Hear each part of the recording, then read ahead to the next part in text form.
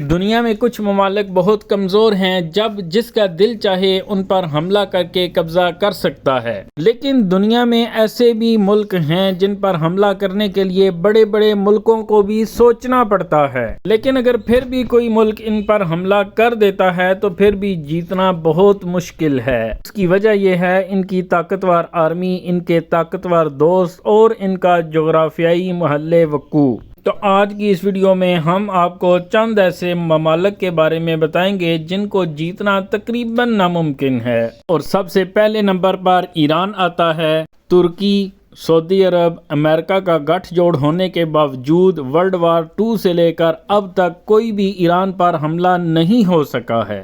ایران کی ملٹری میں کم از کم 5 لاکھ فوج، 1600 ٹینک اور 100 فائٹر جیٹ ہیں۔ اس سے زیادہ طاقت دوسرے ملکوں کے پاس بھی موجود ہے، لیکن اس کا پہاڑی علاقہ ہونے کی وجہ سے اس پر حملہ نہیں ہو سکا۔ ایران کے پاس بہت سے انڈر گراؤنڈ ملٹری بیس کا نیٹ ورک موجود ہے، جو ایران کے لگ بھگ ہر شہر کے 500 میٹر نیچے بنے ہوئے ہیں۔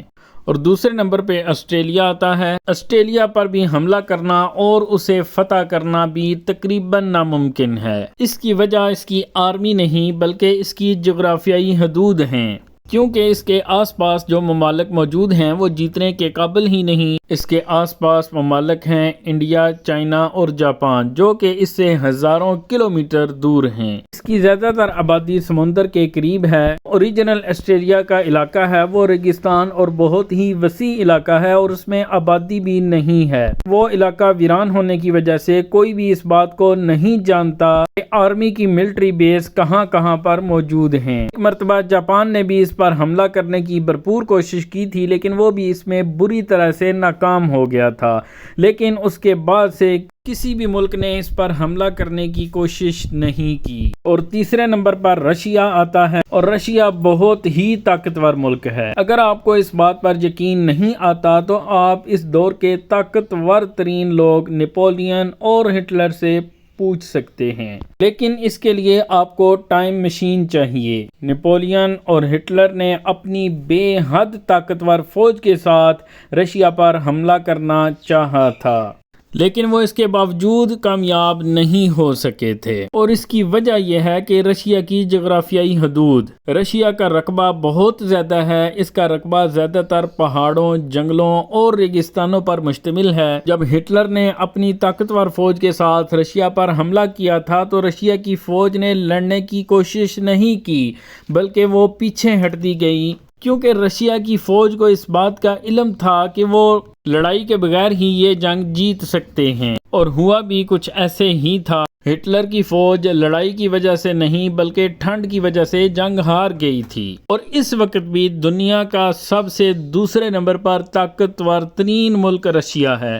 اس کے پاس نیوکلیئر ہتھیار اور دوسرے ہتھیار بھی موجود ہیں، جس کی وجہ سے اس کو فتح کرنا تقریباً ناممکن ہے۔ اور چوتھے نمبر پہ آتا ہے نارتھ کوریا۔ دنیا کے سب سے سخت ترین حکمران کنگ جان کا ملک ہے نارتھ کوریا، اور اس کی دشمنی ہے دنیا کے سب سے طاقتور ترین ممالک کے ساتھ، لیکن پھر بھی اس پر کوئی بھی حملہ کیوں نہیں کرتا؟ اس کی وجہ ہے اس کا دم۔ اس کے پاس تقریباً 10 لاکھ کی فوج ہے، 4200 ٹینک، 222 اٹیک ہیلی کاپٹر، اور اس کے علاوہ نیوکلیئر ہتھیار بھی ہیں، اور ان کو چلانے کے لیے یہ تھوڑی سی دیر بھی نہیں سوچے گا۔ اتنے سخت قانون ہونے کے باوجود بھی لوگ کنگ جان کو بہت زیادہ پسند کرتے ہیں، اور لوگوں کی بہت بڑی تعداد اس کو سپورٹ کرتی ہے، تو اس لیے اس ملک پر قبضہ کرنا بھی کوئی اتنا آسان نہیں ہے۔ اور اس کے بعد 5ویں نمبر پر بھوٹان آتا ہے۔ بھوٹان کیونکہ سب سے پرامن ملک ہے،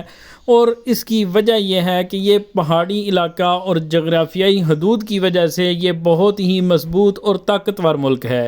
اس کی فوج کوئی اتنی زیادہ نہیں ہے، اس کی فوج میں تقریباً 6000 لوگ ہیں۔ اس کے پاس تو ایئر فورس تک بھی موجود نہیں ہے، لیکن اس کے باوجود اس پر حملہ کرنا کیوں اتنا مشکل ہے؟ یہ دنیا کے ان چند ممالک میں سے ہے جن کو کبھی بھی فتح نہیں کیا جا سکا۔ اس کی وجہ یہ ہے کہ اس کا پہاڑی علاقہ بہت ہی خطرناک ہے، جس پر کبھی بھی ٹینک اور وہیکلز وغیرہ نہیں پہنچ سکتی۔ ایک مرتبہ 18ویں صدی میں برطانیہ نے بھی اس پر حملہ کرنے کی کوشش کی تھی، لیکن وہ بھی بری طرح سے ناکام ہو گئے تھے۔ اور چھٹے نمبر پر اسرائیل آتا ہے۔ اسرائیل بالکل چھوٹا سا ملک ہے۔ یہ اتنا چھوٹا ملک ہے کہ اگر آپ اس کو نقشے پر دیکھیں تو بال پوائنٹ کا صرف نقطہ ہی لگتا ہے۔